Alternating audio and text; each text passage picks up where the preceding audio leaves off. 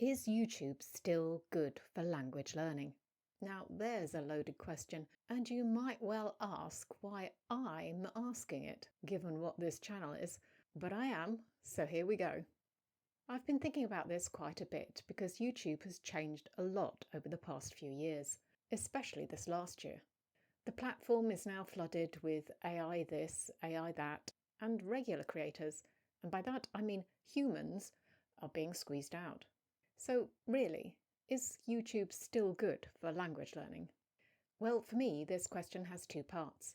The first is it good for beginners? Those who need all the language learning content from channels like mine to ones created by native speakers who go into the gritty details of grammar and learning? Yes, I think it is. On these channels, you can see real people giving you real answers, and if you suspect a channel might be AI, a quick check on when it was created will give you a pretty good answer as to whether that's a real person talking to you or not. Anything over, let's say 3 years old, as of early 2026, is very likely to be real. Anything else, if you suspect AI, you need to do more checking. Because however good AI gets, it's never going to give you all the correct nuance of a language. I have a dedicated post on that in a couple of weeks, but in short, very short, real people equals real language. The trouble comes when you're looking for content beyond learning grammar, when you're looking for more general content to listen to people speaking naturally in the language. How can you avoid AI then? Because detecting it will be far more difficult in a foreign language. Well, I'd be wary of a channel that doesn't have an actual person on the screen for a start. Faceless AI channels are on a meteoric rise. If you're just searching for something to listen to in the language, go for things with actual people on the screen, unless you're certain that it's not AI. Or go for podcasts that are linked to other channels that you know are human created. Avoid anything that is auto-dubbed. That should be indicated on the screen just below the video, if the auto-dubbing is done by YouTube. I'm sure there are other ways of getting this done these days. Auto-dubbing is AI-generated language as well as manipulated images of the person speaking. No, they can't really speak that language. I find that creepy as hell. But even finding real creators is going to be more difficult as time goes on. I'm sure you've all seen how the algorithms keep squeezing you into a tighter and tighter bubble in your own language.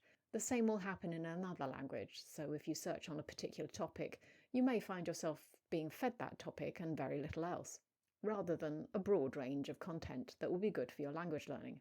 Even using search is already, a game of working out what's real and what isn't. And you can't even trust that the music you find is genuine anymore. I understand Google, YouTube are going down the fake music route now too.